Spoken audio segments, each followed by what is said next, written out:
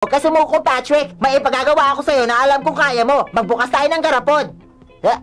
Andali! Ngayon, subukan mo naman. Kumuha ka ng garapon.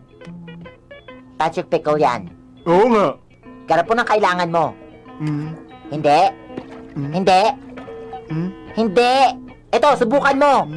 Ngayon, tanggalin mo ang takip niyan. Huwag kang kabahan. Itaas mo ang kamay mo. Sandali, malapit na. Ngayon, ilagay mo sa takip. Hindi, sa takip. Sa takip. Sa takip.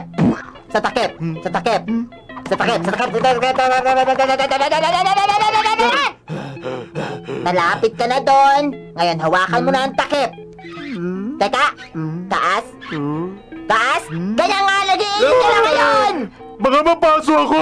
Okay, sige, ganyan ka lang. Ngayon, gawin mo lang ang gagawin ko. Gawin mo lang ang gagawin ko. Gawin mo lang. Gawin mo lang. Gawin mo lang. Gagawin ko lang kung anong ginagawa mo. Naku, hindi! Nasira ko yata! Hindi, Patrick! Nagawa mo ng tama! Talaga? Ay! Nagawa ko! Mabuti talaga nagawa ko! Ang saya-saya ko! Sabi ko na nga ba, kaya mo yun, Patrick? Kinabahan ka pero nagawa mo rin. Tama ka! Nakita mo nung tinaas ko yung kamay ko, di ba?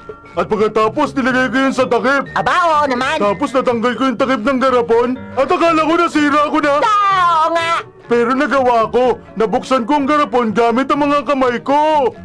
At yun ay dahil tinuruan mo ako kung paano gawin yun. Hindi ko malilimutan yun. Basta gayahin mo lang palagi ang ginagawa ko. Sigurado magkakaroon ka rin ng award.